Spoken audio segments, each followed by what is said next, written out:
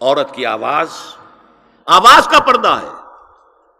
اب دیکھیے کس حد تک نماز میں اس وقت عورتیں بھی شریک ہوتی تھیں، اگرچہ حضور نے فرمایا مردوں کی صف بہترین سب سے آگے والی ہے اور سب سے بری صف سب سے پیچھے ہے، کیونکہ اس کے پیچھے پھر عورتوں کی صف ہوتی تھی، اور عورتوں کے لیے سب سے اچھی صف سب سے پچھلی والی ہے اور سب سے بری سب سے آگے والی ہے۔ سب سے آگے والوں کے سامنے پھر مرد ہوتے تھے، ان کی پشت ہوتی تھی۔ تو اسی طریقے سے اگر غلطی کی ہے تو مرد جو ہے کہے گا سبحان اللہ، امام سے غلطی ہو گئی ہے، مرد کیا کہے گا؟ سبحان اللہ۔ عورت کیا کرے گی؟ اپنے ایک ہاتھ کے پشت پر اپنا ہاتھ مارے گی، اپنی آواز نہیں نکالنی، آواز کا پردہ۔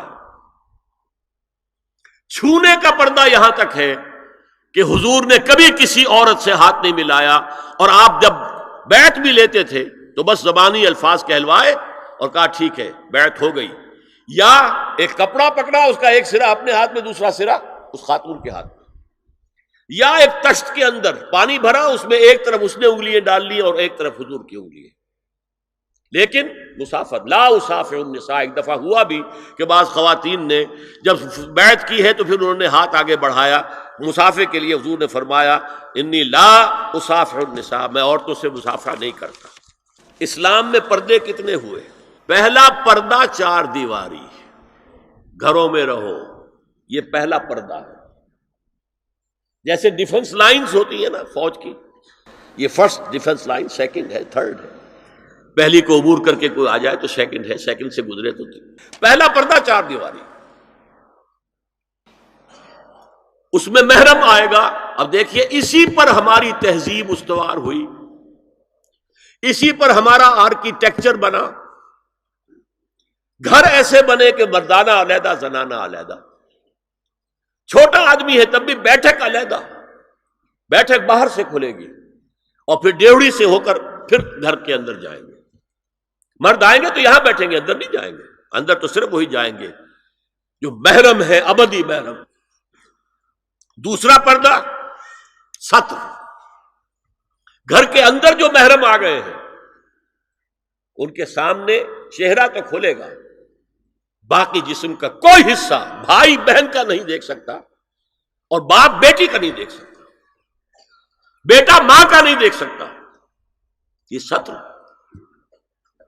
عورت پوری کی پوری عورت ہے۔ عورت کہتی ہیں چھپانے کی چیز کو، عورات النساء، عورتوں کی چھپی ہوئی چیزیں جن پر ظاہر نہیں ہوئی، لم یظہروا علی عورات النساء، ابھی تک ہم نے لفظ پڑھایا بھی۔ تیسرا پردہ ہے چہرے کا پردہ، یہ ہے غیر محرموں سے، اور جب کہ گھر سے باہر نکلنا ہو اس کے لیے سورہ احزاب میں نے کہا تھا گھر سے باہر کا پردہ، چہرے کا پردہ وہ غیر محرموں سے ہے، اور گھر سے باہر نکلے گی تو غیر محرم سامنے آئیں گے۔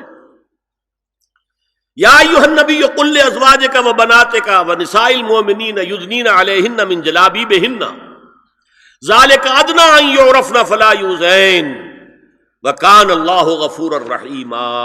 اے نبی صلی اللہ علیہ وسلم کہہ دیجئے اپنی بیٹیوں سے اور اپنی بیویوں سے اور مسلمانوں کی خواتین سے۔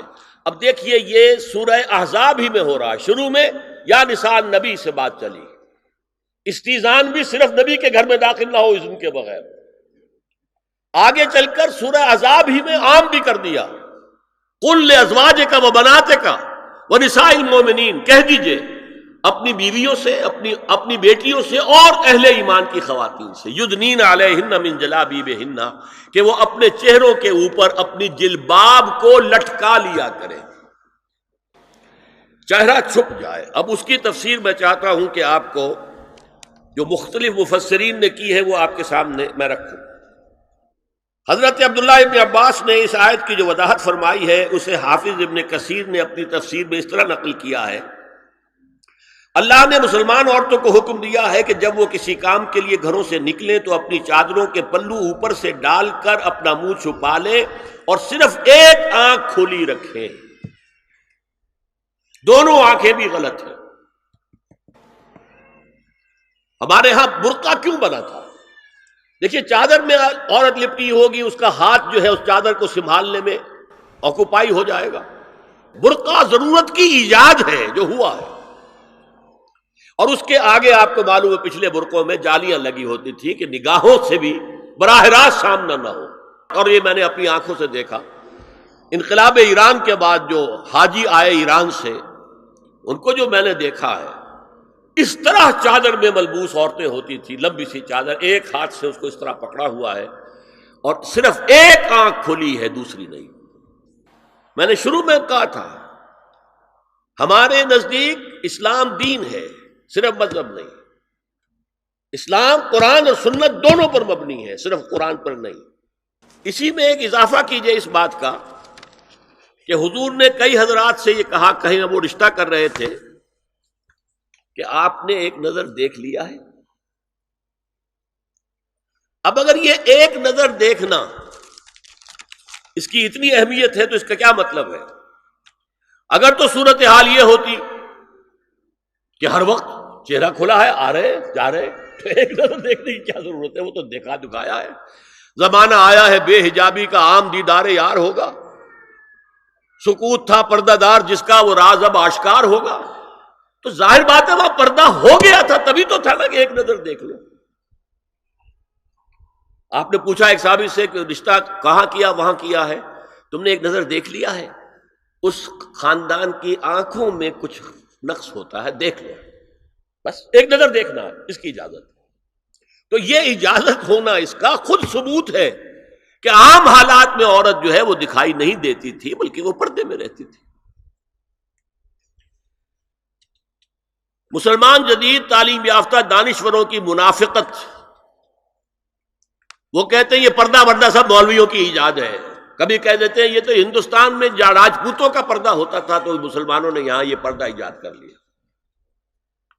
میں نے دیکھا ہے عرب کی بدو خواتین کو مکے سے مدینے جاتے ہوئے نظر آتی ہیں۔